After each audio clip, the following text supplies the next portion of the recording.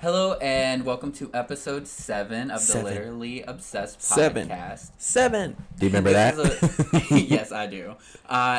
Friends. But this is an episode. See, you threw me off. This is a podcast where there are two brothers. I'm Greg. That's Kendall. And, Hi. And each week we talk about something we're obsessed with. So, yeah, I guess that's about it. I don't know. I felt like I had a better, run of my intro. I'm being thrown off so much. This is the first time the camera's been situated like this, and I'm just staring at your neck. I'm just staring at your neck. I just see your mouth and your gap. Thank you. I appreciate You know what? So last weekend I threw a goodbye to Raleigh party, and we put old videos of me up on blast. Yes. I feel like my gap has gotten smaller. Back in the day I feel like it was bigger. I don't know what's happening. I do. You know what? I'll confess this on camera. Sometimes I push my teeth together to where I can feel it. I don't know how to explain it. That too, I just push them together, and I'm like, yeah, you I will just grab it and push it. Yeah. Pinch it. I've done that too, but I don't think that forced it together. I think it's just as you've grown up. Because I also, looking back at some of my old photos, and there's no need for you to be bitchy about this, but my gap, I feel like is now the size yours was in high school. But also I did do the Invisalign, which, oh my god, it helped my teeth so much. I mean, do I do it now? No, because I got tired of it and it hurts so bad. So I got all the way to the end, and I stopped using it, and then I didn't want to get what do they call those? The things you're supposed to wear at night to keep your teeth in line. Retainer. I didn't want to get a retainer, so they've pushed back out a bit, but the teeth all in the side and everything have stayed more or less. No, they still look good. Exactly. They look like they're not afraid of being committed to each other they used to. It used to be really bad. So now my teeth are a lot straighter, and I still have a gap, but it's so small it doesn't even bother me. Y'all remember that episode of SpongeBob where there were stones of him and the air would blow through his holes and make music? That was Greg's teeth. Yes. Oh my gosh, one good gust of air. Have you ever bit into something? I don't know if you even feel this anymore with how small your gap is, but bit into something and something gets stuck in between the two teeth. Yeah. Oh, it drives me insane. It drives me up a wall. And I just want to take a moment to thank God for the blessing that is my teeth, because me, Greg, and Kaylee all have a gap from our mom. Yes, the Pascal family. Yes. Gap. Yep. Okay. Out of all of our teeth, mine are all natural. This is all God's creation. For the people not listening, I just pretty much have a gap in the front of my teeth, but everything else is aligned for the most part. Nice teeth. I've gone to the dentist. They're like, "Did you have braces before?" And I'm like, "Oh my God, no, girl, I didn't." But Greg, his teeth were kind of spaced out. I go to the dentist and they said, "So are you interested in braces?" Yeah. And then our sister had the most fucked up mouth. At one point, she had a second row of teeth, and so we used to call her shark mouth. Yeah. We love you, Kaylee. Yeah, love you, girl. But we... Yeah, her incisors were, layered on top of each other, so it looked like... Not you bringing out the dental terms, girl. Okay. But it just had, the second row of teeth. Yeah. So... Yeah, she had the second row of teeth. She had spacers at one point, and she had braces for years. Yeah, it was a process. My problem is my mouth was too big, and I had a lot of space left for my teeth. Amen. Yours worked out, and then Kaylee's mouth was too small for her teeth, so they were layering on top of each other. It was literally a Goldilocks moment.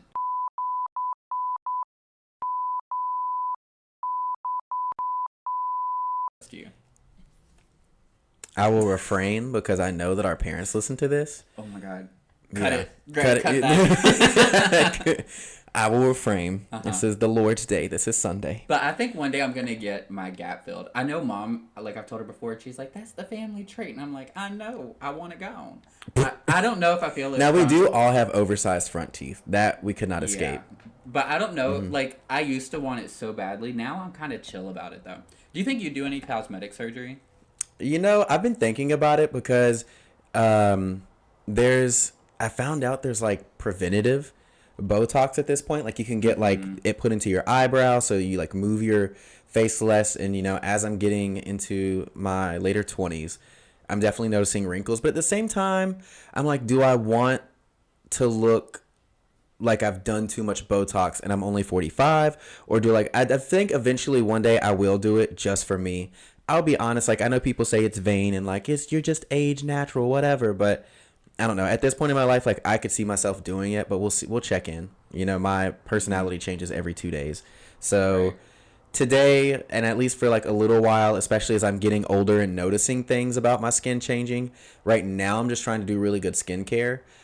But I could definitely see myself doing like preventative fillers, but I want to wait until maybe my early 30s. That way, when I'm 50, it doesn't look as off, or, I don't have to worry about it doing anything. And all of that to say, I have not educated myself one bit on plastic surgery, so I have no idea how any of it works. I just imagine if you do preventative, I've heard that it dissolves.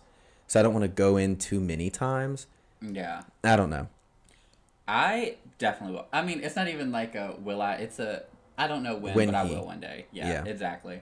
Mainly, okay, there's multiple reasons. And you're the oldest, so you have to do it first, and then I'll learn from your mistakes and do it better. First off, my husband ages much slower than me. Even though he is older than me, he ages slower, and I dread the day where they think I'm older than him. I dread it. Because his favorite game is to play when they meet us, and I'm like, oh, how old are you? They've started thinking we're the same age. I am so close to, like, surpassing him, and I don't want to get there.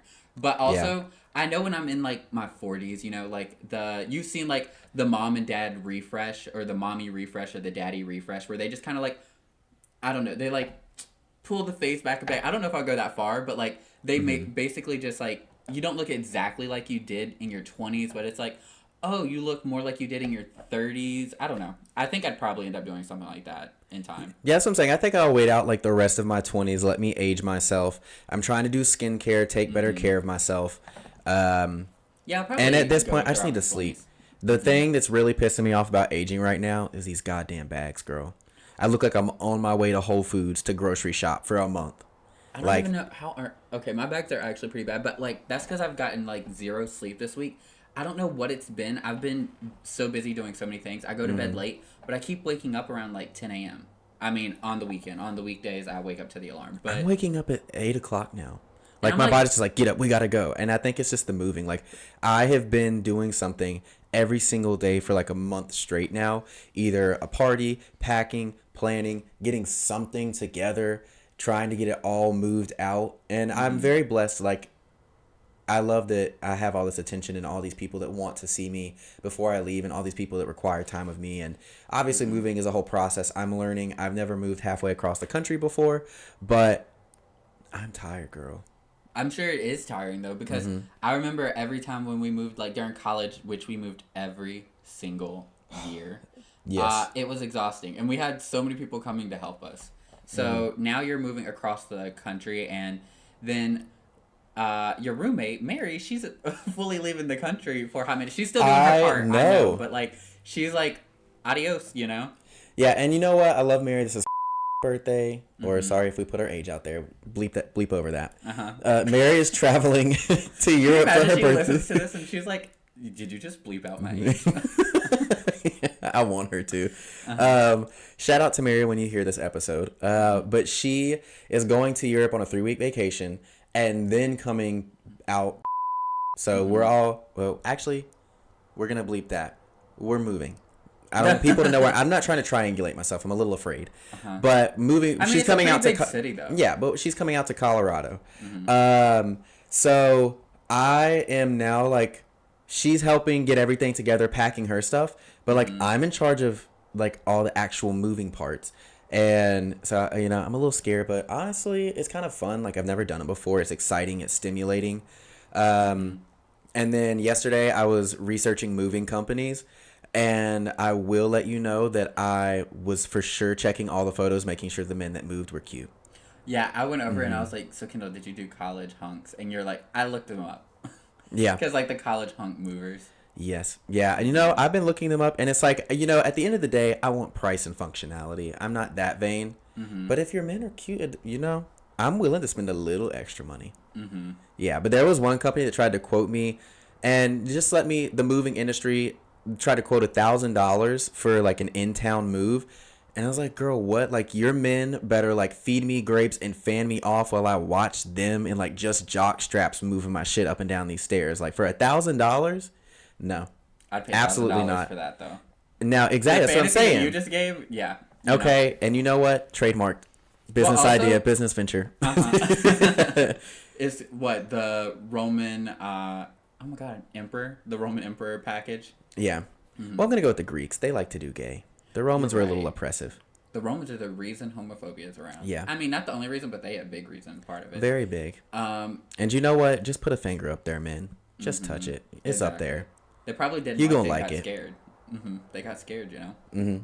Also, Julius Caesar. Did you know he fully had like boys? Like he was. Yeah. That's the one thing we appreciate about the gay Greeks, you know? They had like that's the it'd be thing, Julius philosophers Caesar. or like just leaders or whatever. They would have like more or less like an intern, I guess, and they would be like learning and studying under them. Mentorship situation. It's very a sexual mentorship, but then it like puts you and then you OSHA would not approve. No. It was very odd. But that's what I'm saying. Julius Caesar was one of the Romans. He was like the Roman emperor. So like it was in Rome too. It's just it was like, you know, secret. They just want to make it taboo. They just want to like a little secret. And that's my beef, you know? I hate secrets. I would rather be oblivious to whatever's going on. And then I just wake up one day, I'm like, oh shit, look what happened. And then everybody was like, yeah, we knew. Like, I hate it. Like, I'm dealing with that at work right now. Shout out to all my girls dealing with office politics. Stay strong. But there's like people that are quitting and people will just tell me. Like, I'm a project manager, so I'm in management, and people just tell me, like, oh, I'm leaving, or oh, I'm quitting. I'm like, shut up, stop telling me. I don't want to know. But see, because then, like, I'm a part of the management team, so, like, I know this is coming, and then, like, the supervisors and other management doesn't know. It's just stressing me out. Like, I don't care. The funny thing is, that used to be you, just saying shit. I'm there to make friends.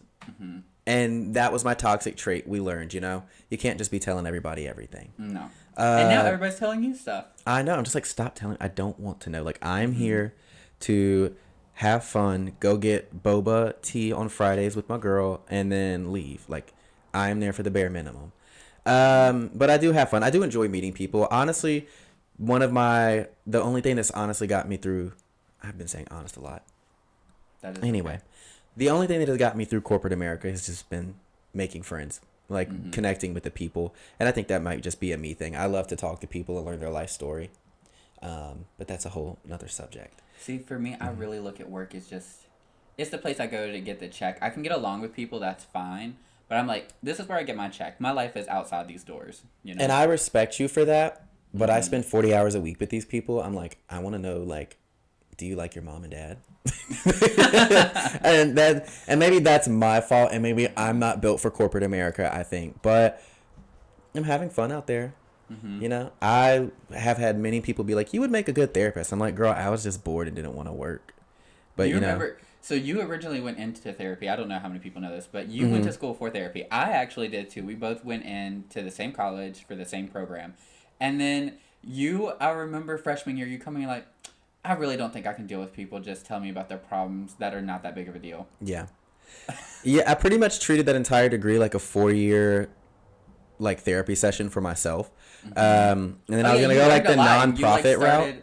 You definitely started not diagnosing, but like uncovering a lot of roots and trauma within our own family, which was fascinating. I got a roadmap and I followed it. So I definitely was road mapping our trauma for sure. And then I was going to take like a nonprofit route. I don't know. I think I would have, I don't want to say fun with therapy, and it's not necessarily fun. And I think that's why I didn't want to do it. Like, maybe I'll get into it when I'm older and, you know, decide I'm bored and want another career change and another degree.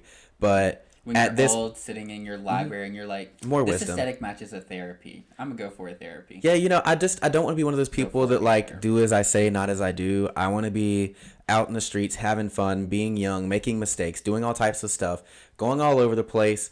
And I'm more than happy to share that advice with the people that will listen. But like, I don't feel like having to do therapy right now. Maybe one day, but I want to go out and do more, more experiences. Yeah, that's where I'm at. But anyway. We have chit-chatted way more than enough. It's in the air. Yes, let's... no, the only thing in the air is depressing. Like, you guys can't see, but it's so freaking dark outside. Yeah. Like, today is a day for the books and coffee. Like But let's get into the oot, Kendall. Yes, today's oot is going to lead directly into my subject because I wore it to be related, as always. But it was simple, yet it did the job. It's a little bit of like a summer fit. You could catch me in the streets walking around like this. I was going to say it's giving complimentary to the mac and cheese tattoo while also looking like a total drama camper.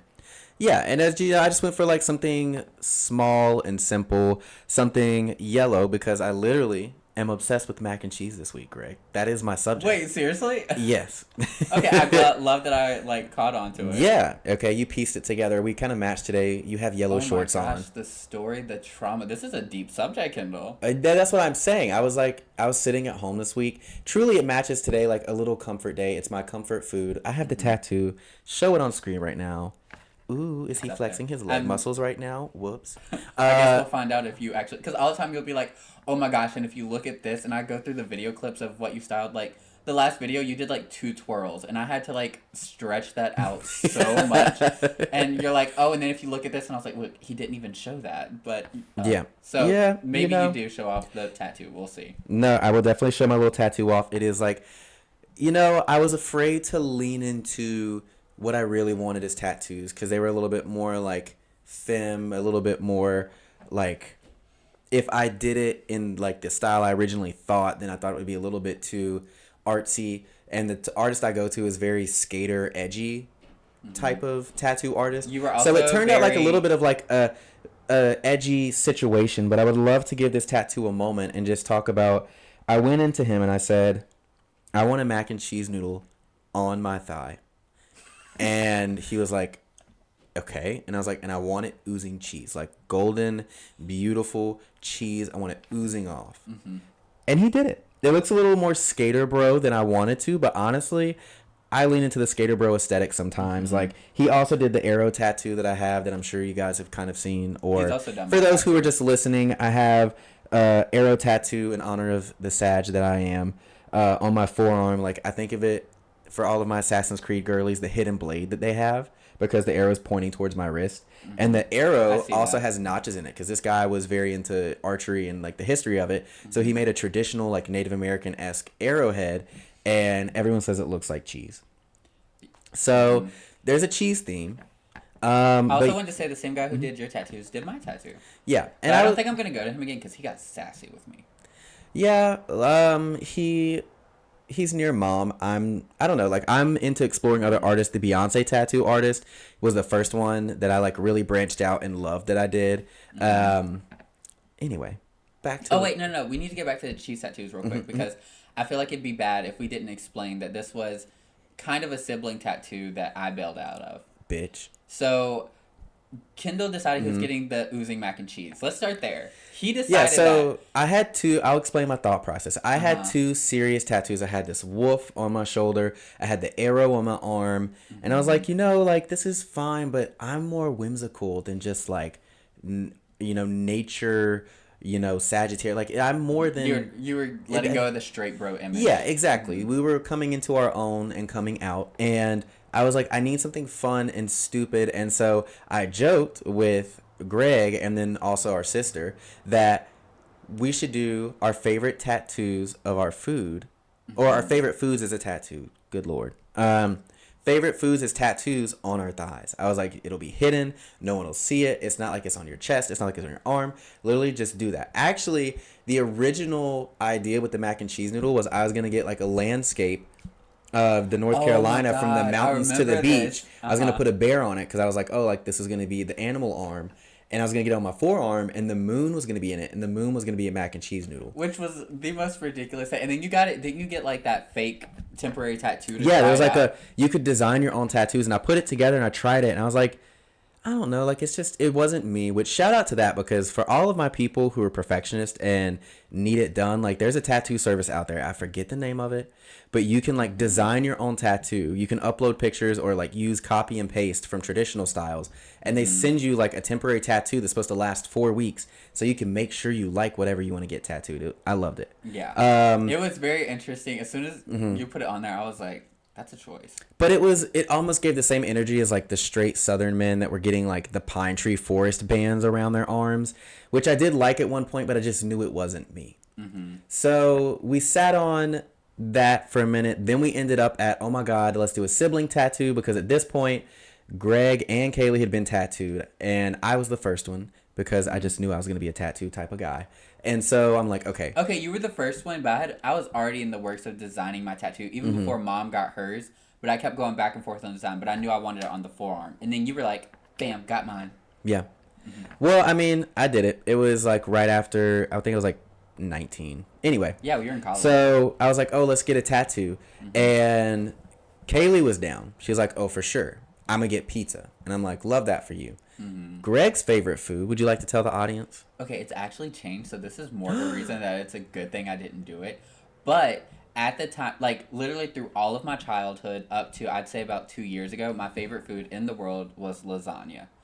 And Kendall was like, we can all do all of our favorite foods has cheese, so we can get oozing cheese. I'll get mac and cheese, Kayla will get a pizza oozing cheese, and Greg can get lasagna oozing cheese. I was like, I am not getting a tattoo of lasagna oozing cheese on my body. And you know what? It's okay.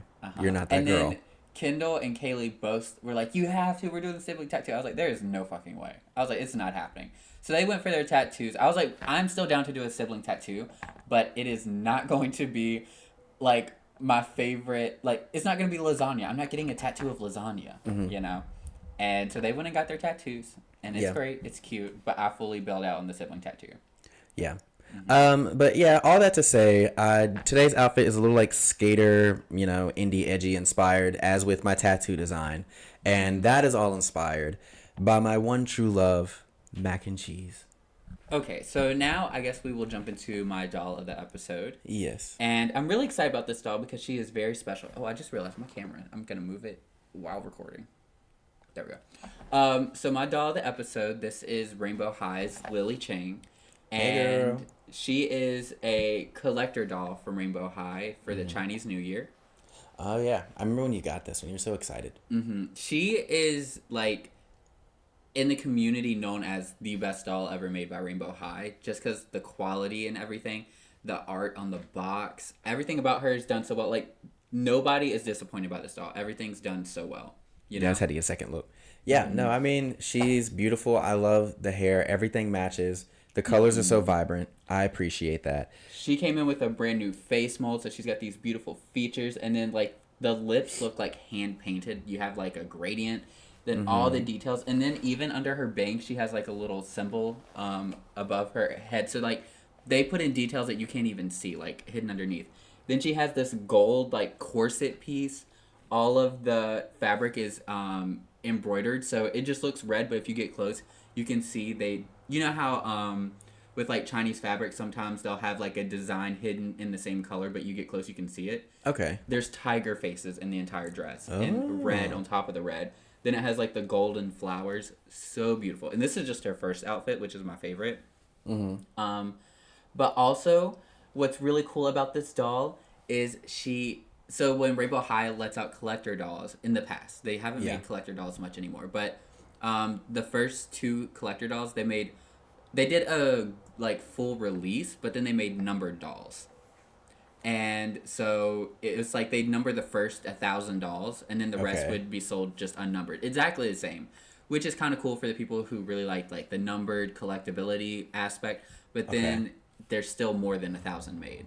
Yeah. So it's like somewhere in between Integrity Toys and like typical Playline dolls, you know? Yeah. So it's just like it had a number. It was like the first batch. And I managed to get a numbered one, which people don't freak out. Yes, I did unbox her. A lot of people are like, if you get like something numbered, you keep it in box. But I'm an out of box collector. I like to like be able to interact it, and I want to wash her hair, make her actually look nice and presentable. But she is number 241 of 1,000. Oh, look at her! The first like quarter. And all of her clothes have like the labels and stuff in it, so the tags is still. So it's not like I lost her number with the box, because her box has a special tag that says 241. But every piece of her clothing has like a little clothing tag, and it says number 241 out of 1,000 as well. No, actually, I think it's 2022, because she's the 2022 collector doll, so I think they made 2022 of her. I think my biggest admiration for like people that make dolls is like how tiny everything is. Yes, and that like this doll is just so detailed on such an incredible scale. Like so many like these little gold pieces and the tendrils and the makeup. Oh my gosh, it's so good. And then the hair is like little bows up here. It's so good, so good. I love her. So some could say she's so good.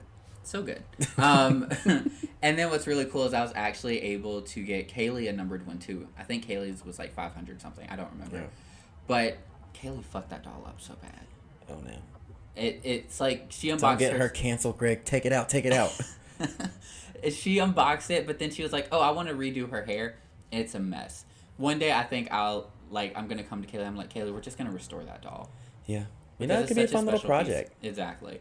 But yeah, that is my doll episode. It's Rainbow High's Lily Ching. I love her a lot. Lily. I think she's such a special doll. And there's not a lot of red dolls in Rainbow High, and not a lot of dolls with natural hair colors. So she checks off both of those boxes too. Well, she does have orange streaks. I'm surprised they don't have a lot of red dolls. I know. Like, there's the... Also, every time y'all see me go off camera for people watching, I'm just looking at the doll. Yeah, like, looking at the doll, and then my doll's up there. Oh, she's got the fan. Mm-hmm, that says Rainbow, which they reused, which is fine, but she was the first one to bring it. It has, like, the little Chinese knot here. Then every single one of her bracelets are unique. Like, this one has a tiger. This one has a tiger with strings.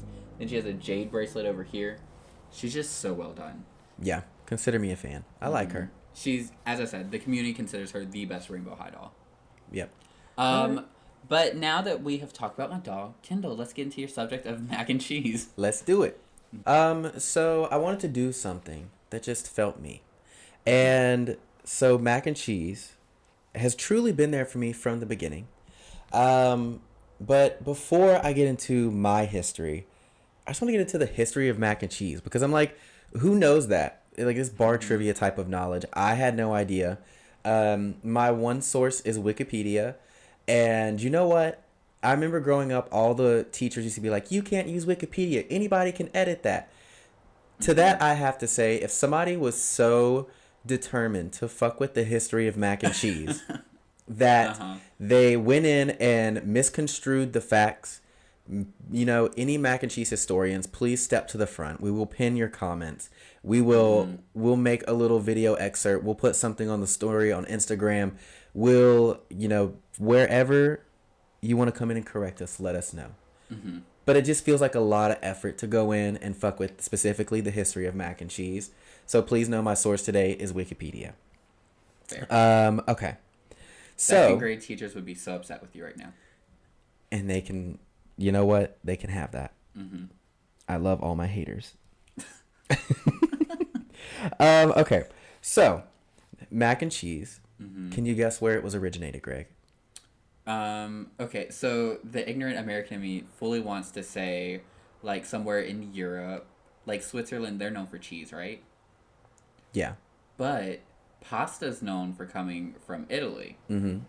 So, I'm gonna go with Italy, because they have you cheese are and correct. pasta. Okay. And it also, came through in an English cookbook. But... I think Italy was the first, but it goes back to the 14th century. I'm talking the 1300s. Italy always slays the food. Yes, and they have been. But I'm talking like monarchs, kings, queens, knights, the 1300s. Mac and cheese has been around for 700 plus years. Okay, I did not written down on paper.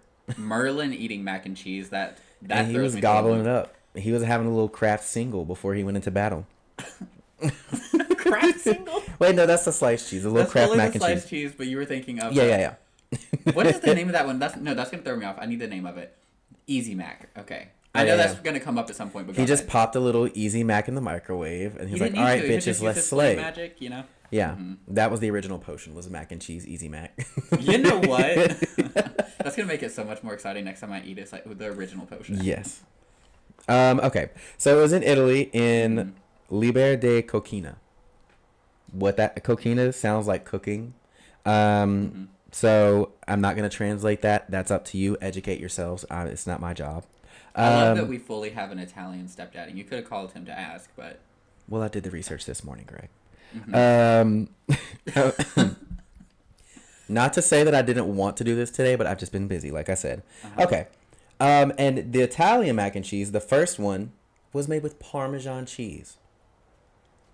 That threw me off a little bit, so I had to write her down. I will be making that. Maybe we'll do some bonus Instagram content of me trying to make, like, the original recipe. You know what? You're going to do it, and you're going to be like, Velveeta does it better. Yeah. You know, we'll get there.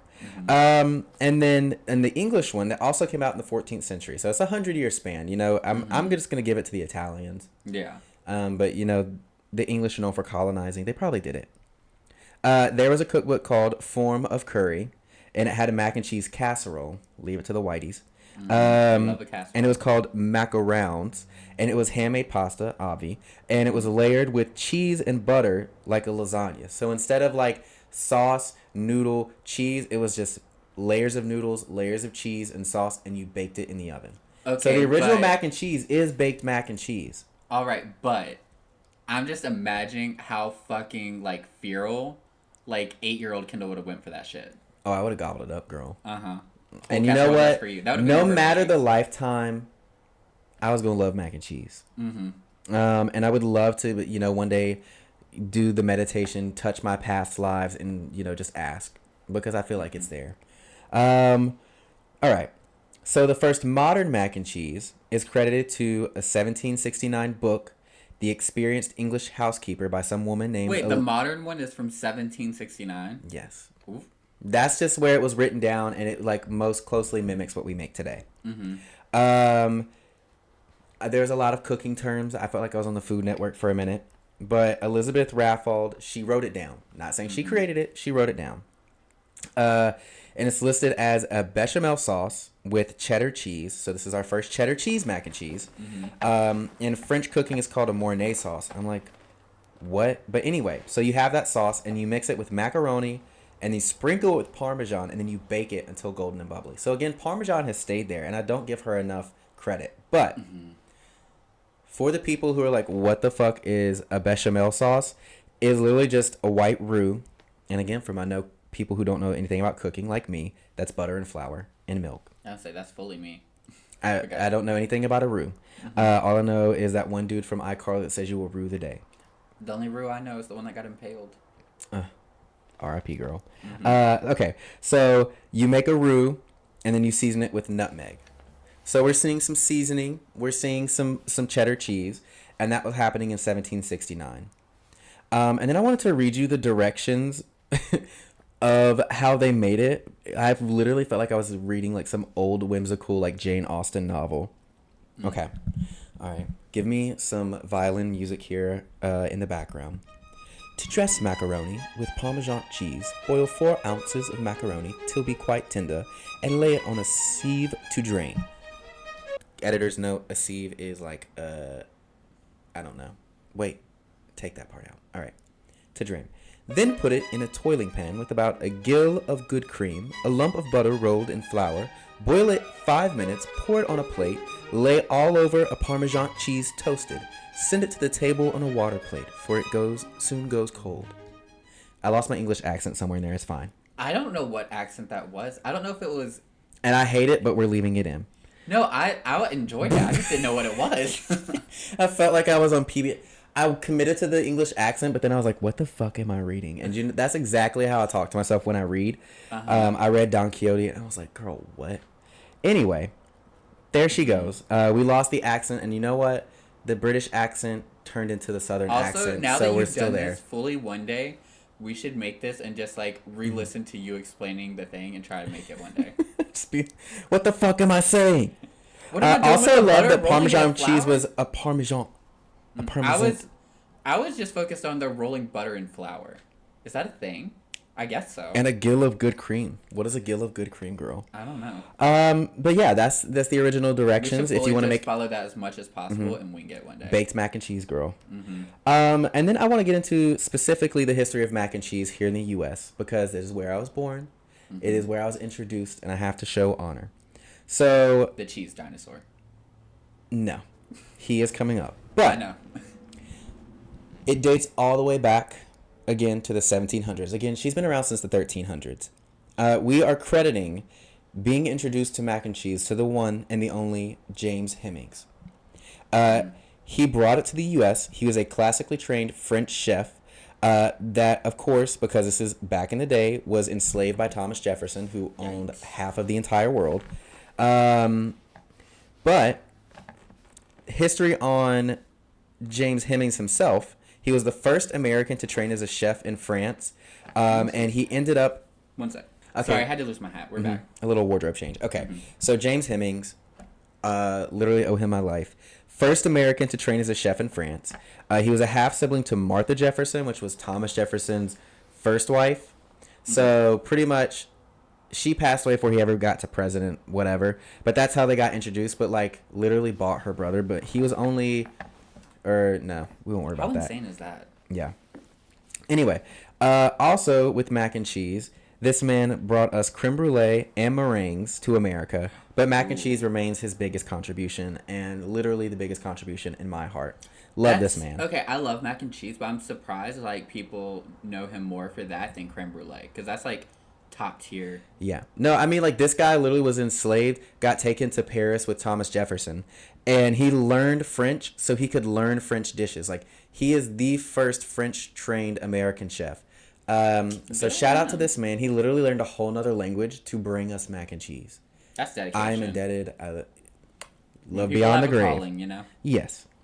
So just want to give this because, it's a cute little thing. He did eventually negotiate his freedom with Thomas Jefferson and was freed in 1796. So, the forefather of mac and cheese here in America did get his freedom. Mm-hmm. God bless that.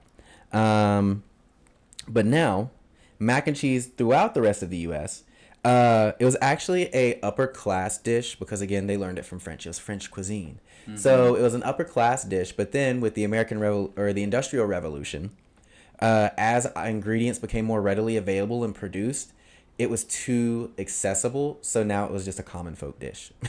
And you know what? Thank God. Yeah. Mm-hmm. Thank God, because I would be horribly sad if I'd never tasted mac and cheese. Mm-hmm. And then we'll just give a little bit of notice that Canada also was doing mac and cheese. Technically, it's the continent of America. They were colonized all the same. So they were doing mac and cheese as well. Good for them. But then truly, mac and cheese was just kind of happening. It was a dish that people did. And then as with everything, eventually got picked up by Kraft. They marketed it. And now we have Kraft mac and cheese and powdered mac and cheese and all of those things. Mm-hmm. So that's kind of like the timeline. I really didn't get into the modern history just because it's kind of like with everything. Like, it was a dish people knew of. Somebody made it a marketable recipe, put it under a food company, and then shipped it. Now it stands as the common folk staple and comfort food that it is today. But now I want to get into my history. Truly, some of my earliest memories is how much I loved mac and cheese. Like, I went to therapy at one point and they were like, girl, you have an eating disorder. So I want you guys to know mac and cheese has been like my savior for real. Like, it is my comfort food. It is my go-to food. I love it in all of its many forms. And I just, even tasting it now, it's just that comfort, that just a little glow of sunshine. And there's no exaggeration here. At all. Like, I got the shit tattooed on me. I love mac and cheese. Number one dish of all time. And you know what? I used to feel like it was weird to say that. I was like, oh, that just shows, my little humble roots. But actually, this shit started as a high-class dish. So let that be known. Mm-hmm. Also, speaking of how much he loves it, actually, you know what? You're probably going to get there. We'll get to it later. Go ahead. Okay. Yeah. So just memorable moments for me is the Kraft mac and cheese dinosaur. And all of the 2000s. Was cheese, I'm pretty sure. Probably. And that song, yeah. So... Something cheese with all his friends. Something macaroni. There was one where he was a surfer that I remember. I remember the one where he's a rock star. Yes, exactly. And he has the stage and all the noodles are jumping up and down for him and he's on the red carpet. Shout out to all of the other people from the 90s and early 2000s. You guys would know. And then my next personal fondest memory of mac and cheese is the summer that you and I, every single day for months straight, played World of Warcraft all day up until lunch, and then we would make 2 boxes of mac and cheese, and then we'd be like, oh, we're splitting it. We were having a whole box of mac and cheese to ourselves. We split it straight down the middle. Yeah. We ate an entire box of mac and cheese every single day that summer. Okay, well, first, I want to take a step back for a second because, and then jump into this because it relates heavily to this. So jumping back for a second, we... For a while, all we had was the mac and cheese, the Velveeta, the squeeze cheese, And then we went to our neighbor's house, and for the first time ever, we had the powdered Kraft mac and cheese. And that changed our entire life. We were watching Rocket Power, and our family was late picking us up, and then she made the Kraft powder mac and cheese, and we're like, wait, this is mac and cheese. Yeah. This is it. No, that powder is so good it slaps. And we're gonna get into my ranking of the favorite styles of mac and cheese. But then when we jumped to making it our own that summer, you and I were like, oh, we're chefs, so we made it even worse. We'd add extra butter to make it extra creamy, and so good because we did Kraft mac and cheese that whole summer. The whole summer. It was Kraft mac and cheese. Well, it was the Food Line off-brand of Kraft mac and cheese. But we'd like, oh, we're gonna add more butter and then add extra shredded cheese, and it gets creamier. So it already was unhealthy, and then we made it more unhealthy, and then we had a box each to ourselves. And then I just want you to picture like a 12-year-old and a 13-year-old fucking shoveling mac and cheese into our mouths, watching Avatar: The Last Airbender recordings on DVR. The whole series out of order, but whatever episode was recorded. And then our sister would come home for lunch. She'd be like, are you guys going to make me lunch? Because our parents were working at this point. So we were like running the house. And we're like, get your own food. No, you can't have this. Just like literally like dogs barking at each other. Yeah. We were like, you have to no, that's not enough for you. Want some. Oh my God, just spit. It got visceral. Uh-huh. And that so summer was sorry to wild. Kaylee. We were literally starving her out while like gobbling up all this mac and cheese. Yeah, sorry about that, Kaylee. We turned into we literally all we did all day. We played World of Warcraft. Then we made mac and cheese, watched Avatar: Last Airbender, and went back to playing World of Warcraft. But also, you and me have talked about it multiple times. The best summer of our lives. Probably, and I'd do it again. I would do it you know, I'm not the 30 pounds of weight we gained, but Yikes. I would do it again. Uh-huh. The next year, to all of my, again, 90s and 2000s kids, when they did Identikid, they did our weight. I weighed 196 pounds as a 12-year-old. I promise you, 30 pounds were gained that summer. I wish, maybe there's a way we'll like look through old photos. We can see us before that summer and after that summer, because I feel like it would be wild. Yeah. Like I was, younger ages I was like kind of thin, but I started to get like a little chunky. But like that summer did me in. And honestly, it was a summer of pleasure. It was a gluttonous summer, and it was probably the best summer. I loved it so much. And again, mac and cheese was there for such an important time of our lives. And now I want to get into my ranking of styles. And you kind of already touched on this. All I'm going to say, Kraft mac and cheese is number 1. Fight with the fucking wall. I will not fight with people over this. It is good. It is comfort. It is cheap. It is there. It is accessible. I love it. Also, do you remember why we found out our family didn't make Kraft mac and cheese? No. Because like I said, we didn't have it till that fateful day watching Rocket Power. And then we came home, we're like, why do we not make this mac and cheese? Like, we were upset that we'd spent our whole lives not eating Kraft mac and cheese. And then Mom told us for 2 reasons. One, you have to use like ingredients. So you need butter, you need milk. And the other one, it was just a squeeze pack. And it costs the same. So technically, you're spending more money making the Kraft one. Second, the Kraft one takes more time. The other one, you just squeeze, twist, you're done. And they were like, it just takes more time. The Kraft one, she needs a little love. And I'm going to let you know, that neighbor got, like, retributions for introducing us to it. Because the amount of times you and I went over there to borrow 1 cup of milk so we could make Kraft mac and cheese. Because we were out of milk. You know what? Bring back the American neighborhoods where you borrow milk from your neighbors. We did all the time. And we, like, for mac and cheese. I remember so many times going over there to get milk, but I think I only have like 1 or 2 memories of them ever like coming to us for something. We needed that milk. We needed the milk. So anyway, my number 1 is Kraft mac and cheese. Look, is it the most expensive, luxurious? No, not the richest either, but fight with the wall. Like I said, I love her. Next is just going to be homemade Southern baked mac and cheese. If you go to any Baptist homecoming, Baptist food thing at church, I'm talking cookouts, anything, that homemade mac and cheese made in somebody's kitchen with a pound of butter and all the salt and the pepper and the seasonings, it's going to fuck it up every time. That's like my second favorite. Like, if we're not doing Kraft, if we're being a little extra about it, I want it homemade, baked, and from the South. Do you remember the place I worked at when I was in high school, like that little restaurant? I used to literally bring you home mac and cheese because you liked it so much. Yes. Because they had that. Yes. I do. They had, because I was always allowed 1 free meal, and so I'd always get like whatever I wanted, and then I'd always get a side of mac and cheese and bring Kendall back the mac and cheese. Because it was like Southern style mac and cheese. Yeah, like I'll gauge a Southern restaurant on how good their vegetables and how good their mac and cheese are. And not many have passed the test. And also, speaking of the homemade mac and cheese, this is what I was going to say earlier, but I was like, wait, we'll get to it. Your birthday party in what? Right after college. Okay. And we were planning your birthday party, and okay, so basically Kendall had a moment. We were like, we're all gonna throw him this big surprise party. Oh yeah, it was my Blah, blah. 23rd birthday. There you go, 23rd birthday. And we were fighting. I was fighting nonstop with my dad. Dad, if you hear this, you were still wrong. I was right. We were fighting about what we were going to provide. And it was me, Dad, and your ex planning it.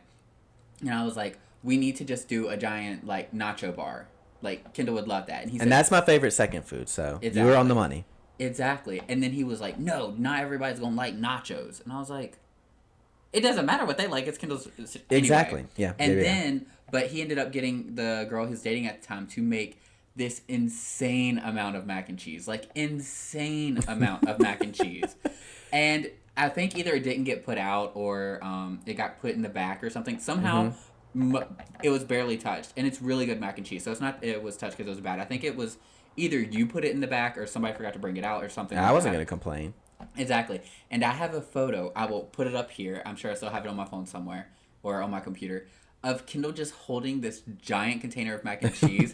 And I want to let you guys know that mac and cheese, that was Kendall's mac and cheese. Yeah. Like, it was my birthday present. It was birthday present. So it was a birthday present from the woman our dad was dating. And, which, shout out to you, girl. I love you. But, and Kendall just, that was his mac and cheese and he finished it. And I'll do it again. I'm saying mac and cheese is my number one favorite food. You know, some people are like, oh, I love desserts, or oh, I love like this really fit. No, mac and cheese.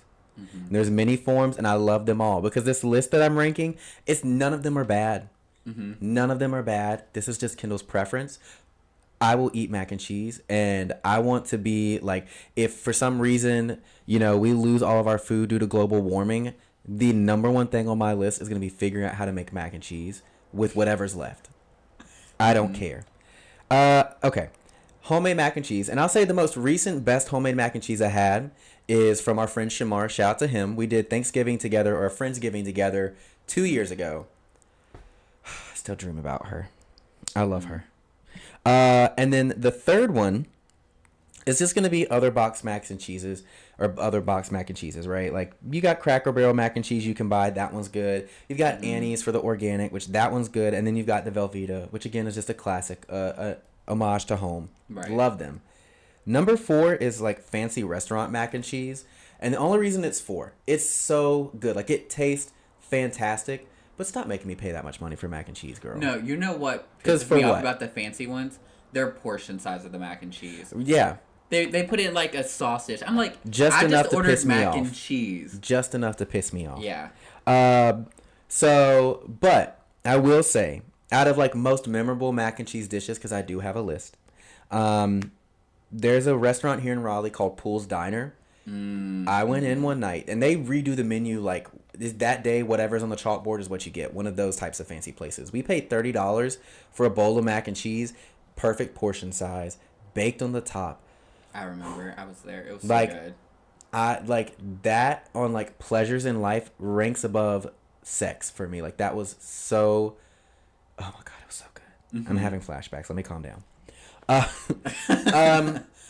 Other places that Kendall trusts to make it from fancy restaurants is like little high-end barbecue places and some steakhouses.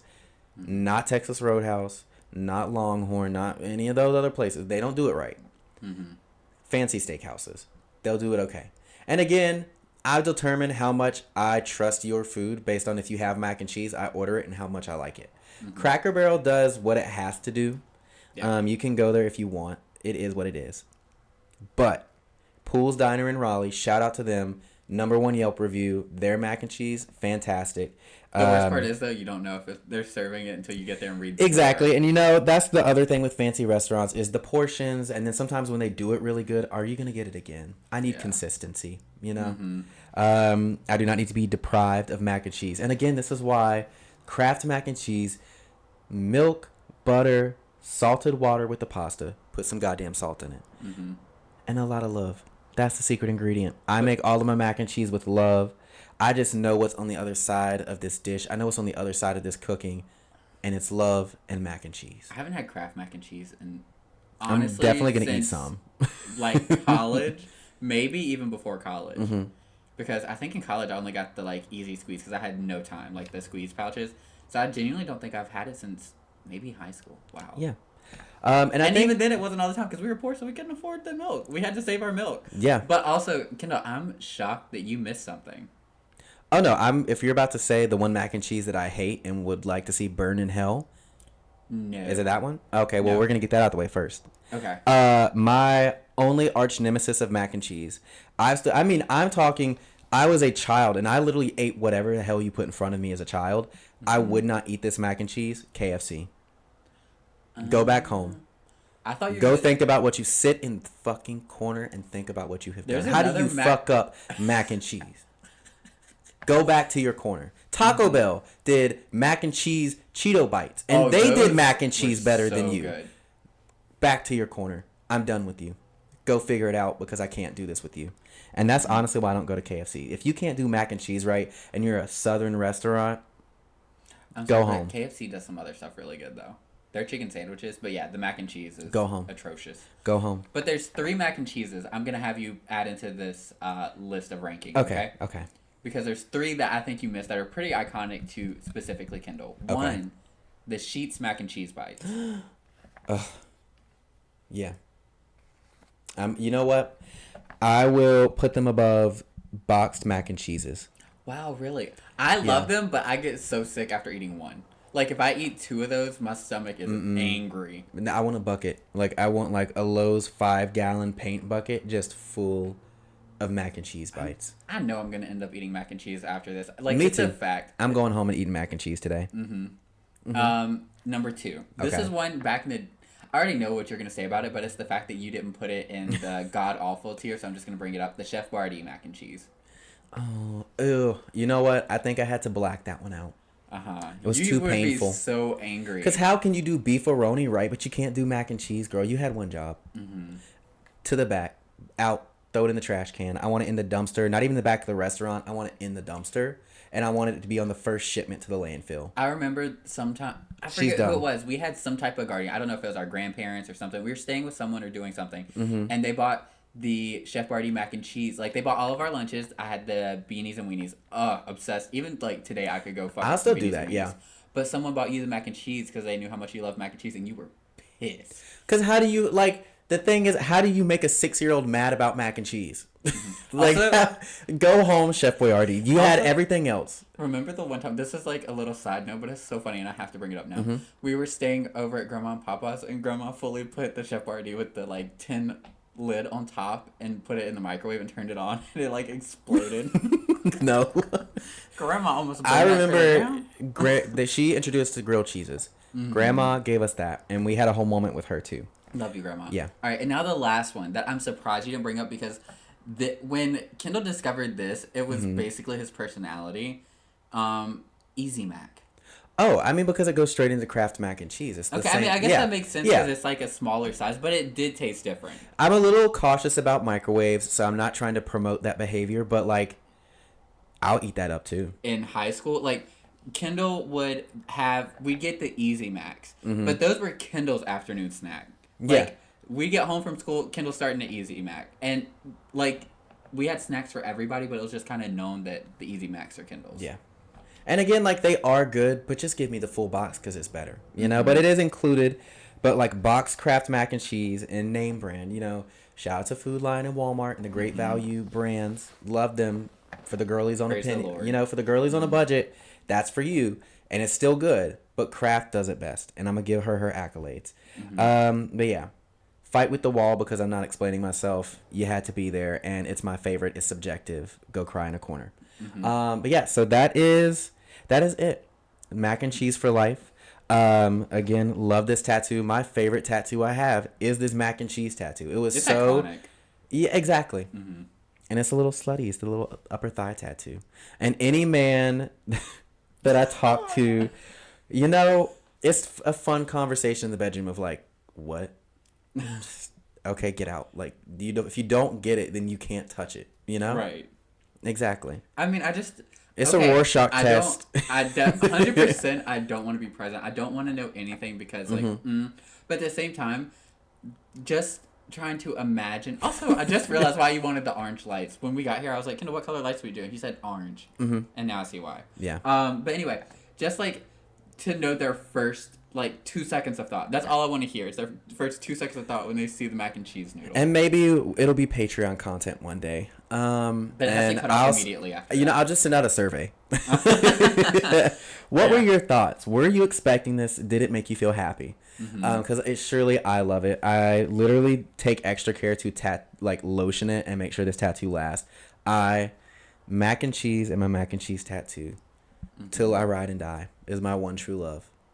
But yeah, that is my obsession, and it literally is an obsession. Yes, it's still like through your entire life. And I literally will take it to the grave. A consistent through line for you. Yeah, you can put a little craft box in my casket. I'm not gonna be mad. I'm putting it on record now, legally. You can put a box of Kraft mac and cheese in my casket with me. Honestly, I always thought you would. I'm gonna be cremated because I want to be made into jewelry. But like, you can put the Fabergé egg with my ash diamonds in it next to a box of Kraft mac and cheese. Genuinely, Or what if you bedazzled a box of mac and cheese with my ashes? Okay, I think we took that too far, but I'm imagining a bedazzled Kraft box of mac and cheese, and so I see that like, oh, that's so cool. What is it? My dad. Yeah. Oh, that's just Grandpa. That's just Grandpa. But you know what? I would do it. You know what? As long as I'm glittery, sparkly, and near mac and cheese, I don't care what you guys do with my remains. Just respect them.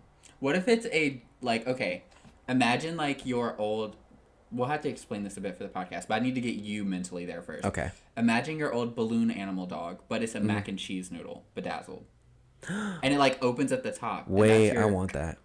So Kendall had in college my urn, yeah, like a 3D balloon animal, and it was like solid. It's and super after shiny. the Jeff Koons like sculpture. There we go. It's like super shiny and hard. And we recently found out Megan confessed to finally breaking it. She says she doesn't recall, but she's the one that put it in the freezer, and when I pulled it out the freezer, it didn't have a tail anymore. Exactly. But imagine like a mac and cheese noodle, like a chromed mac and cheese, or like it would, or bedazzled, and it's just like that's your urn, you know. Honestly, I just want that now as a sculpture. I will be looking into that, and that probably will be one of my first house decorations when I get to Colorado. Honestly, it sounds incredible. Yeah. But, yeah, that's absolutely incredible. I mean, first off, I love that I clocked it so soon. I wish I picked up on it earlier with the lights. I was like, oh, he's got that noodle out today, which I hate that I just said that. I don't like the way that sounds. But he has the mac and cheese tattoo out today, and I was like, and he's wearing a yellow shirt. I was like, it's giving mac and cheese. And it did. The mac and cheese I did give. I did catch on to it before you introduced it, though, so good on me. That's my obsession, Greg. Let's hear what you are. Okay. Oh, my God, you are? Who are you, Greg? Oh, my God. So, my obsession, it applies in a funny way. Okay. Because while I was doing this obsession, doing my research and thinking about it, Kendall, I'm not joking. I think there's some type of mental link here. Yeah. I was literally singing. I was doing this, like, last night at, like, 2 o'clock in the morning. Okay. I was singing the Kraft mac and cheese song. It was iconic. Like, it was there. I decided last night as I was going to sleep around 10 p.m. I was like, that's my subject tomorrow. I was fully singing that to myself while working on this. But it's also because it applies to the time period. Because my obsession is the iconic, underrated, not well known / maybe it is well known and I just don't know that people know it, but is Nickelodeon's All Grown Up. Oh my God. Yes. I want to eat mac and cheese while we watch that now. So, as I was saying, we just took a break. We debated going to get mac and cheese to do this, but we decided that would be a horrible ASMR for all of you. Yeah.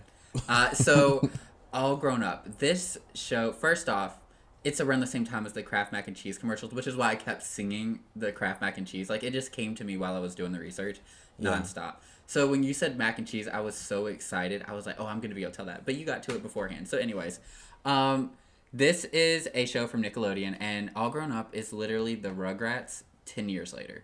Yeah. So we love a time jump.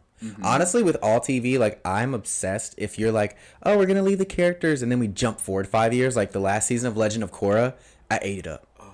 Like, bitch, it put me through so much, but I loved it. Well, even the Legend of Korra series in general is a huge time jump, which threw me off. It's like they have cars, you know. Yeah. But I love it if well done. But you have to like, accept the change, which sometimes is hard for me in general, like as a nostalgic person.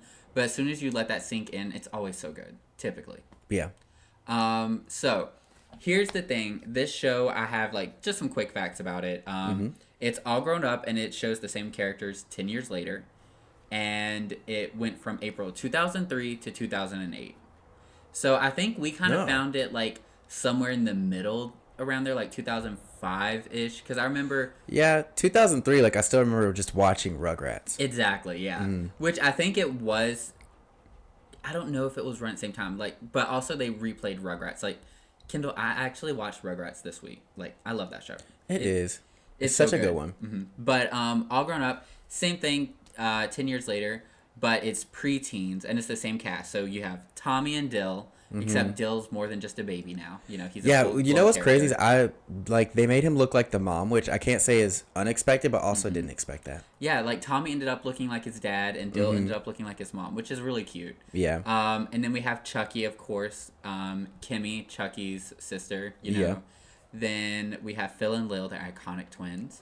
Yep. We have Angelica, the icon. Yes. And then, of course, there's Susie, which I love that they made her, like, she was a main character back in the day, but she'd, like, be there, and then she wouldn't be there, and then she'd be there. But, like, Susie's, like, a full character throughout the entire show here. Yeah, I remember liking her a lot more this go around.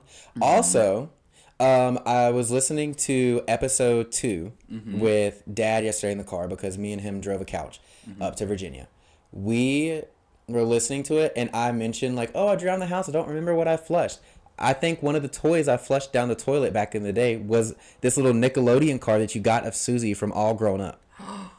I remember flushing one of them. I don't know if that was the toy that broke it, but I definitely remember flushing Susie down the toilet because I loved her so much. I love you so much, my girl.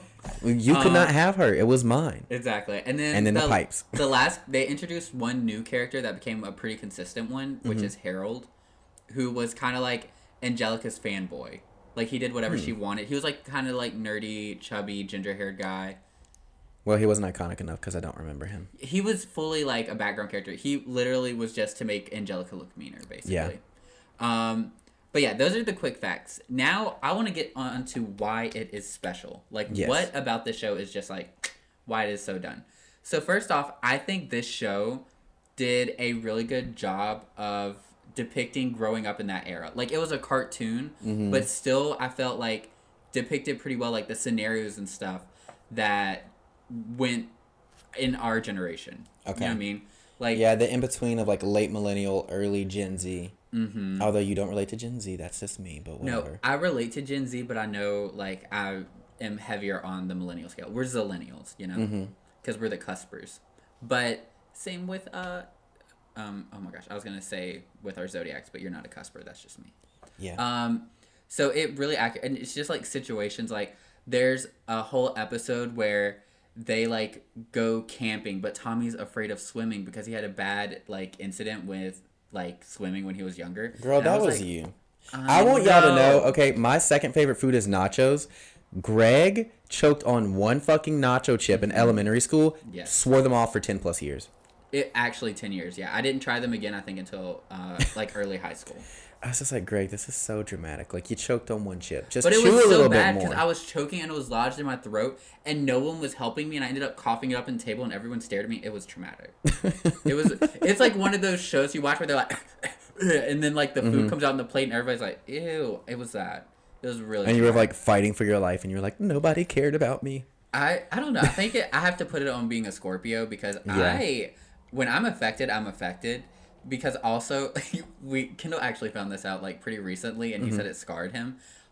We went to McDonald's a lot, as you know, anyone did in our generation who didn't have a lot of money and parents who were tired. You know what? McDonald's was good at advertising. It was everybody. Right. If your parents didn't care about your health, as most 90s parents didn't, and really, you know, it is what it is. There's like a hair. Sorry. We went there, and my favorite thing was a cheeseburger with only cheese and mayo. Like, cheeseburger plain with mayo. That is my order. And the amount of times they fucked up. They put mustard on it. I hated mustard. I'm okay with it now.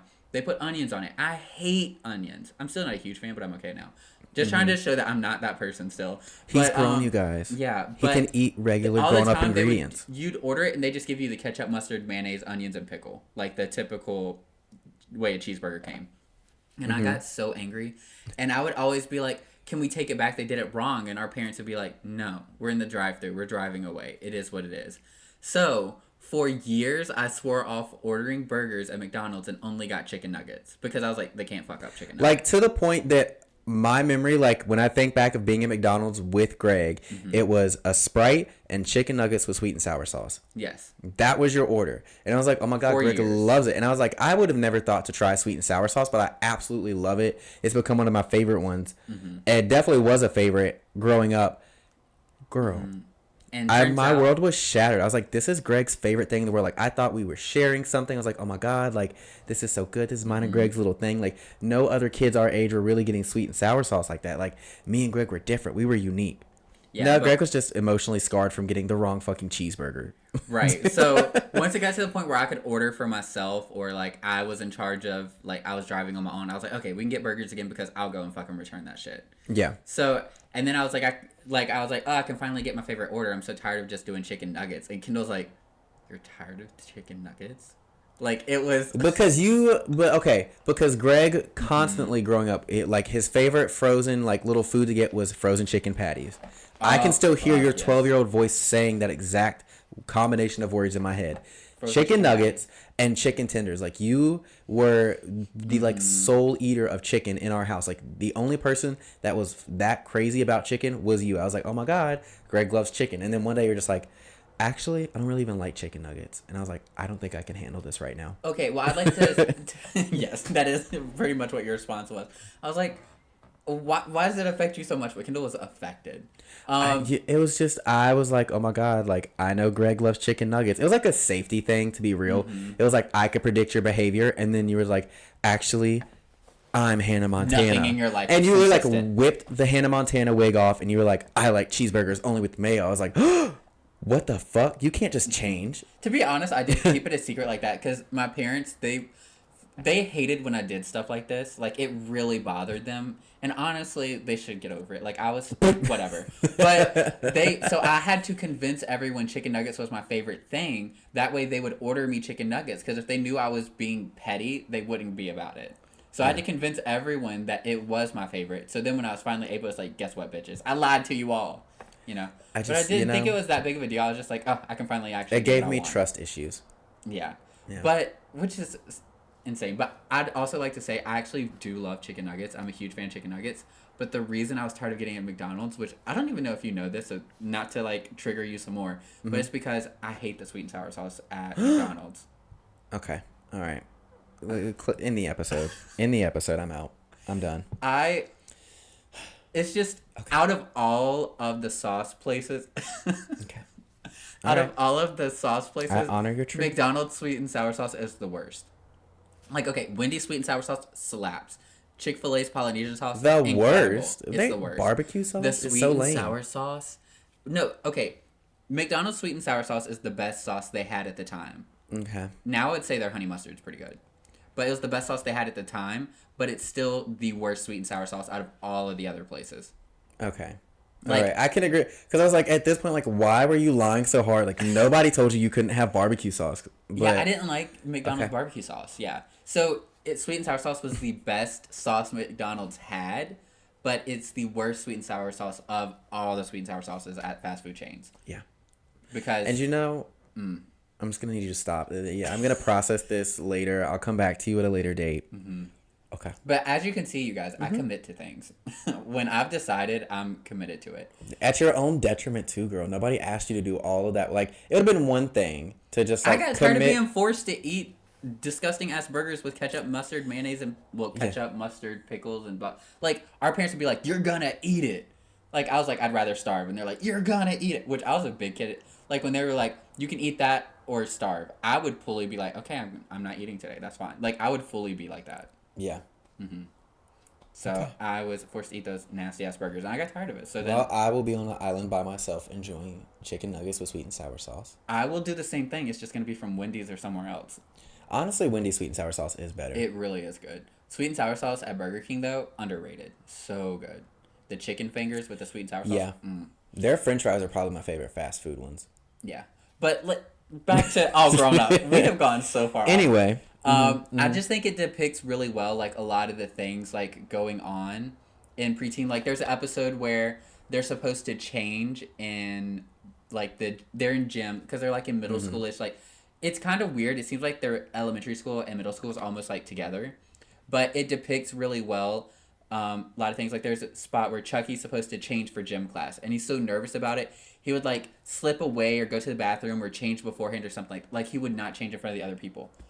Relatable, like so much so when I got to high school, when I got to middle school, I was so afraid of changing in front of other people. Very real. And they kept telling us that we were going to do that and that ended up not being a thing. And they're like, but it is in high school. I was like, okay, they're lying again. No.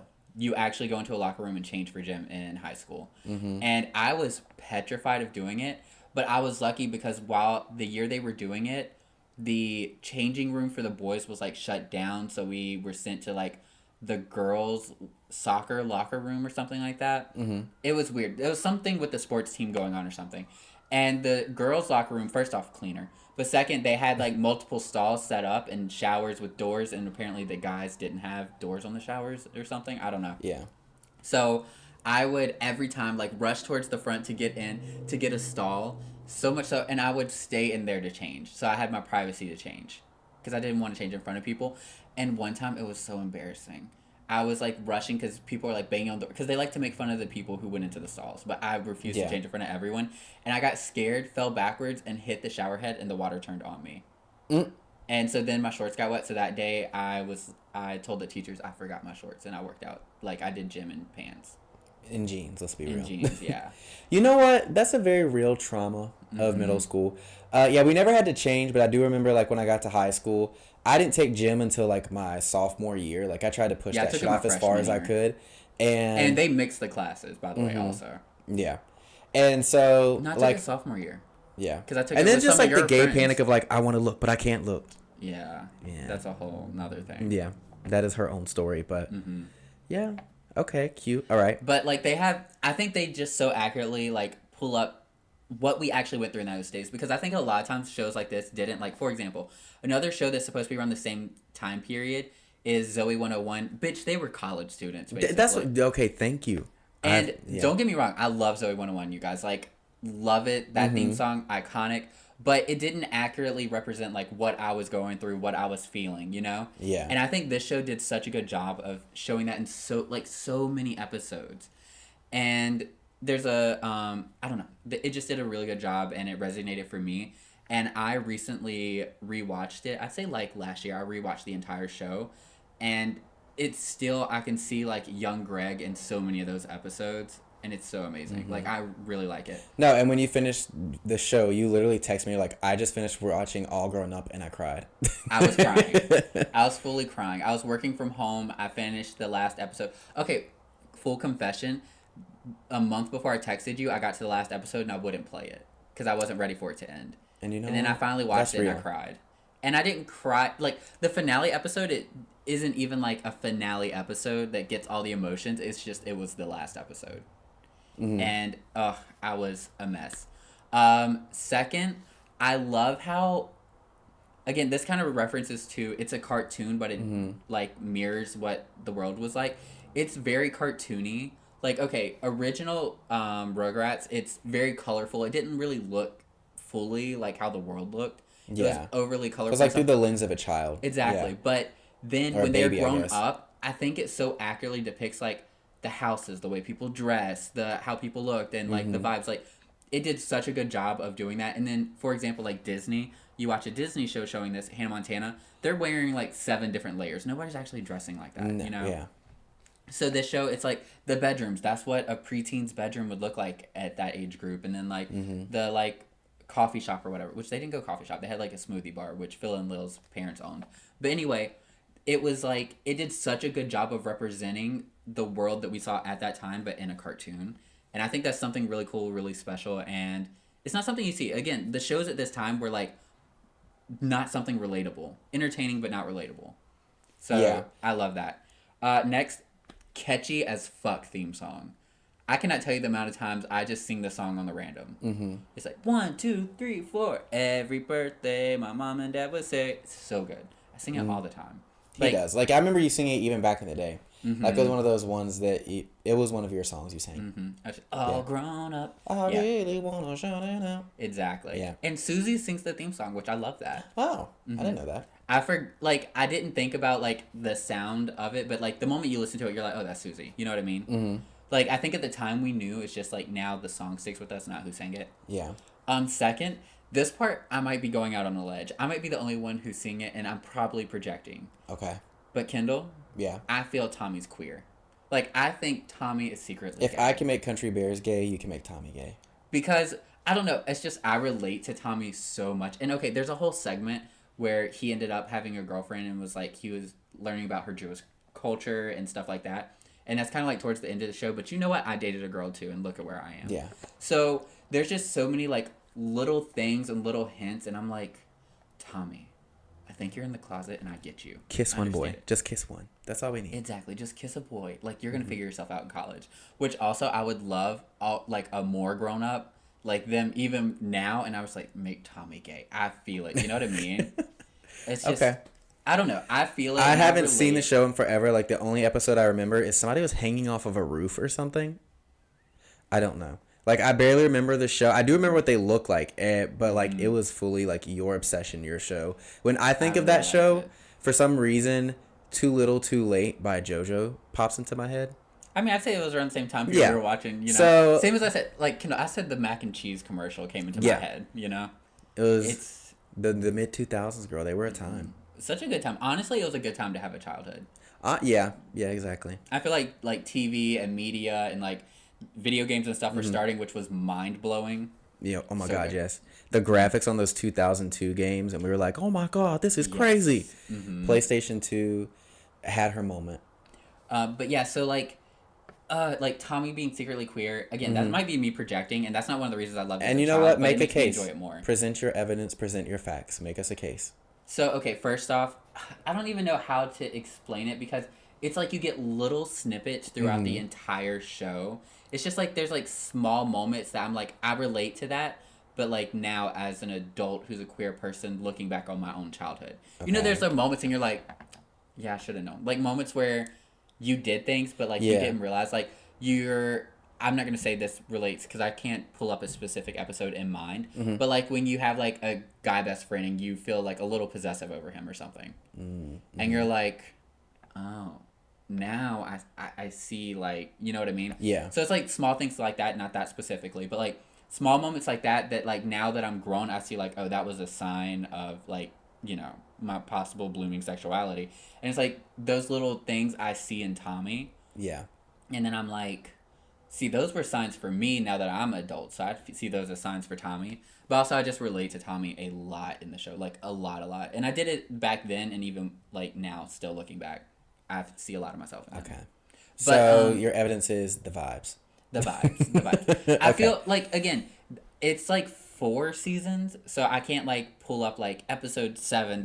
You know, I couldn't rewatch the whole series. I just was trying to pick your brain some. But you know what? I'll accept the vibes. Yeah, it's the vibes, it's the moments, you know? And it's not every episode, it's just a couple, and I'm like, you know? Mm-hmm. And second, I think this was so iconic. This was so amazing when this happened. I remember when I was younger, it was a big deal, and then when I rewatched it, I had forgotten about it, and I got super excited now. Mm-hmm. As a doll collector, from the show, we get to see what the original Cynthia looks like. Which, she is now, like, a holy grail collector item that people... Like, there's a whole episode where Angelica's like, I'm selling Cynthia to get all this money for, I think it was a concert. Mm-hmm. And then she's like, wait, I miss her. But then, like, there's, like, these grown men who were collectors after the Cynthia doll. It's not the grown men, girl. It was, like, a toy shop. It was, like, a guy who owned a toy shop or something. Yeah. But anyway, it's just, like, oh, my God, yes. You know, it's, like, it's still and there. you know like, what? Yeah, I'll let also, you have that. I did pull up the thing. I want to show you. That is Cynthia back when she had hair. Icon. She looks like girl. the Wild Thornberry sister. Actually, you know what? Now that you showed me that picture, I so heavily relate that you have shown me that plenty of times. Like, you have shown me that picture and brought this up multiple times. I should get Cynthia made as, like, a doll. Yeah. That'd be Add so her cool. to your collection. But honestly, if I did, I feel like I'd want scraggly hair Cynthia, you know? You can make that happen. If you want... Oh, easily. Mm-hmm. Okay. And now I just want to talk about looking back. Again, kind of what I said. The comedy stands up today. Maybe this is just me, but they were making jokes and I was laughing. I was like, and there's a whole episode. I texted Kendall about this when I was rewatching it. I was like, Kendall, they're making jokes about zodiac signs of Mercury in retrograde. Back then, they are so ahead of their time. I was like, are you serious? So, like, there's an episode, I think it was Phil and Lil's mom, and she was just like, oh my gosh, it's Mercury in retrograde. And I was like, oh, you guys didn't know, like, how much that is a thing these days. And so, it's like, I don't know, it's like they glimpsed into future comedy, so it was funny then, but it's even funnier now with, like, the perspective we have now. Like, I highly implore, just go watch, like, 3 episodes, or 1-2 episodes. We're going to grab some mac and cheese, and we're going to go sit down, and we're going to watch some All Grown Up. It's already decided. Mm-hmm. We don't have a choice. Exactly. Like, it's just so good. And then, also, what I wanted to say is, like, there's episodes that are really heavy. Like, I talked about Tommy going on the trip and having the anxiety, and, like, lying to everybody that he's not afraid of swimming, but he's, like, anxious the entire trip because he doesn't know how to swim and he's afraid of water. Or Chucky being afraid to change in the room. Like, there's, like, really heavy stuff in it, like, talking about anxiety that you get growing up. Yeah. Or, like, different situations. Like, there's one where Phil and Lil decide they want their own separate bedrooms. And they still care for each other, but they're also fighting, and they're kind of dealing with, like, not having the siblings sharing the room. We went through that, you know? Most definitely. Exactly. And it was very much like... and guess who had to move rooms? Interesting. Mm-hmm. But because it was me. And but like it's like I'm happy to have my own space, but I miss sharing the space with this person. It's like that weird. So it just has so many heavy things, but also you still get all the warm fuzzy feelings of it's a kid's show. You know, like you still get the. It does a good job of balancing the two. It's like, oh, here's this like growing pain situation that's actually really difficult and stressful, but also it's still a kid's show, like cute aesthetic and all that stuff. Yeah, I remember like the art, like I can still remember what the art looked like, and it was nice. It was really nice. And then, as I said, I found myself relating to so many things. Like I made with the joke with the Mercury retrograde. That is a joke I use all the time. I did not remember it from back in the day, but when I rewatched it, I was shook. But there's so many moments where you relate to so many different characters for different reasons. Like, especially with you and me's childhood, like you have Tommy and Dill who have like their sibling thing, but then I feel a lot of times we could relate with Phil and Lil, who are like the twins, and like throughout the show they're kind of both because fighting. For the audience out there, like we are a year and 6 days apart, like literally a year and 6 days. We shared birthday parties and bedrooms and friends until we're not twins. We're not twins, but fully we were basically raised as twins, fully to the point where our parents would buy us the same outfit in different colors. They still do to this day, actually. Yes. They'll buy us the same thing in different colors. So we don't have the full twin experience, but like I don't remember a day when Kendall didn't exist, you know? And oh my god, me either. Well, duh. I existed before you. But we shared a bedroom. I was talking about me. We shared a bedroom. We shared all of our toys, friends, everything. Literally birthday parties, like we said. Like, literally birthday parties, we each have our own cake. Like, very twin experiences we got to do together. So, Phil and Lil, a lot in this show, they're fighting for their individuality and figuring each other out, but also, like, trying to, like, keep their bond and everything, which I find very relatable for us in multiple, like, stages throughout our life. Yeah. I mean, that's why the podcast is born. Exactly. Like, that's part of, like, what this podcast is, because, first off, I mean, you're moving and stuff like that, and then I was, like, also documenting our conversation and stuff like I don't know. There's a lot of reasons for the podcast, but it's definitely one of them is like you know, keeping the bond up. Keeping the bond, exactly. Then of course, like I said, Tommy being queer. This is like my little wrap up. Tommy being queer. I want people to go back and I want to find out. Like I googled like is Tommy gay and stuff like that. And there's nobody who's saying that on the internet, but I don't think like the FBI has entered this chat. I know, like I don't want it. It's not like a sexual thing. Like I do not want any of that stuff, but I just want to see if other people see the signs that I see. Like, is he? But apparently that's not a topic people are having on the internet. Who knew? Well, start the discussion here today. Let me know. Is evidence piece number 1: the vibes. The vibes. Like, just watch a couple episodes, but see, the thing is only in certain episodes, and I'd have to pull those episodes up. Anyway, it's a lot of work. It's a lot of work. Second, they had dolls, and Kendall, I found this out last night, but then I saw them, and my memory, I was like, oh my god, I remember these ugly ass dolls. They are hideous. Oh. But it's so funny. So they did dolls of the girl characters. They had Kimmy, Susie, Angelica, and Lil. Okay. And I'm going to turn the laptop so you can see them. Okay. The one that really sticks out to me is Lil's doll, who is at the very end. Because she used to do the color highlights. Oh my god. Do you remember these ugly ass dolls? But Lil really I mean, one Lil's style, what a slay. Okay. They did Angelica and what's the sister's name? Kimmy. They did Kimmy and Angelica horrible. Susie's not good, but it's not bad. Lil, they were faithful, but that's to her detriment. Yeah, and you know what? We needed to forget some things, and this can be also, one of them. I would like to say, Lil is the reason I love a good colored highlight moment. Like, she did that for me. Every episode, she had a different color. She's the highlight. origin? She'd do purple, sometimes blonde. Like, she would do pink. And it was always the front pieces. So, really, she invented money piece, like, hair dyeing. So, yeah, I mean, technically, I'm pretty sure the first that I remember is Ginger Spice. But I'm going to give it to Lil. Yeah. So, ugly ass dolls, which that unlocked a memory in me. Like, I remember seeing these things. And the last thing I did, which you already told me, but, like, I get very emotional about this show. Like, I cried when I finished it. And I've decided I'm going to rewatch it again and probably cry again. Okay. I'll rewatch it too, and we'll throw some mac and cheese in there. Watch some mac and cheese. I think we're ready. Watch it. Exactly. We were a little nostalgic today. I love that for us. So that was my obsession, which is All Grown Up, which has been a huge obsession of mine as a child. And then as I've grown up, I've, like, touched back with it. And I'm even more in love with it, if anything. No, I mean, because fully this is one of those conversations that we had where it is the core of what this podcast is. Like, I don't even remember what we were doing, but, like, you just started rewatching the show, and then we would have phone calls or, like, go on walks at work, and you would just start telling me about the episode and just start, like, gushing over how much you loved it and how cool it was and how much you didn't remember it, or you did remember it and how great it is now. Well, so it most definitely is one of your obsessions. This is going to go into my very type A at times, most times, personality, because the reason this started is I was working from home, and the job I was doing was very monotonous. It was very repetitive. And which is fine. I didn't mind that. But I got so good at it, it was almost to the point where I was doing it in my sleep. And so I was able to have, like, something on my phone playing while I was working. And still submit the work fine. No problems.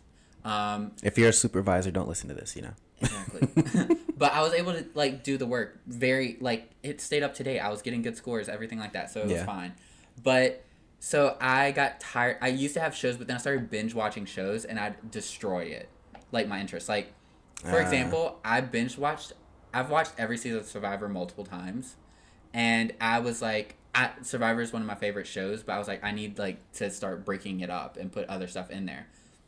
So what I started doing was I had a TV schedule that I made for myself on during the week, because one of my favorite things is, like, you know, you turn on the TV and you're like, oh my gosh, today is blah blah blah, and, like, that's, like, scheduled to come on. So I made a TV schedule for myself, and it was like Mondays was a YouTube day. I'd go through YouTube videos, stuff like that. Then Tuesdays was cartoon day, and I would, like, siphon between All Grown Up, Avatar: Last Airbender, or Legend of Korra, whichever one I was watching, you know, in order. And then sometimes I'd throw in, like, SpongeBob or Rugrats, like, some type of really nostalgic cartoon. And then Wednesday was a movie day. Then Thursday was another YouTube day. And then Friday was, like, whatever I wanted to continue watching. Oh, no, I did that wrong. Wednesday was not movie day. Friday was movie day. Wednesday, because Fridays were half days. Okay. And then Wednesdays were, like, reality competition TV shows. Okay. I hate that you got that wrong. Thanks for clarifying. Yeah. I wanted to report fairly. So, yeah, Tuesday was cartoon day, and All Grown Up was, like, the one that I would watch when it was lunchtime because it was my favorite. Okay. Well, I love that. What a cute. I'm stuck on the fact that you were mad at yourself for not remembering your own schedule that you had a year ago for TV. Okay. All right. But no, I don't think you understood. Like, it felt like every day was the same. So I needed something to break up the days. It's like Mondays is this and Tuesdays is this, you know? Like, when I'm doing the exact same work every single day, and I did about, like, 20 jobs in a day. Not jobs, but, like, in this job, they're small projects were each a job. I do about 20 projects a day, I guess I'll say. Yeah. And it was like the same thing over and over and over. And then watching the same show every single day, it got to the point where I felt like I was Groundhog's Day. So I needed to like break it up. And I admire that you had a schedule. Like, honestly, it seems cute. Like, it seems fun and cozy. Mm-hmm. Well, I'm just like, okay. I enjoyed it. Don't ask me to repeat that because I could not tell you what you did except for movies on Fridays and something on Wednesday. Wednesday was reality competition shows. But yeah, that's fine. But yeah, that is my obsession. That is it. All Grown Up and mac and cheese. And I feel like, Kendall, we have talked about this in like the earlier episodes because I edit them and like I also will listen back. I feel like the synergy is like lining up more and more. Like you did the gay club, I did Club Penguin, you know? Yeah. And then I'm trying to remember, we've had a couple that have gotten like, they like crossed over, they got close without touching. Mm-hmm. And it's like, we're still getting closer and closer because you did like, I mean, I was singing the mac and cheese song while doing these notes, and it's around the same time period as like childhood. I don't know. It's not fully there yet, but I feel like we're getting close. Eventually, one day, we're going to come in and try to present the same subject. I will fight to be first. It depends. It depends on which episode it is. We will see. It's going to be so funny. Honestly, we have been getting close, you know? Mm-hmm. We're syncing back up. Mm-hmm. We're bonding. It's going to be interesting. I think it's going to be funny. I don't know. How long do you think it'll be before we introduce the same subject? Besides like episodes we make about special guests, for sure, I'm thinking in the 20s. I'm thinking in the 20s too. Okay. I was thinking like 20s, mid-20s, like early mid-20s, not late 20s. I don't know. 22 sticks out to me. Well, that's early mid. And that's probably just because of Taylor Swift, but that is what it is. Exactly. All right. It's well, be something stupid too. My ass is numb from this very sad chair in your office. I'm ready to wrap this up, Greg. Do you feel like we've obsessed enough together?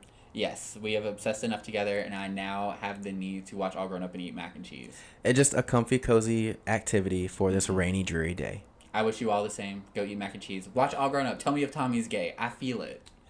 And you know what? I'll report back to you. I will let you know. All right. Well, I guess that's it. Yeah. All right. Talk to you later. Bye.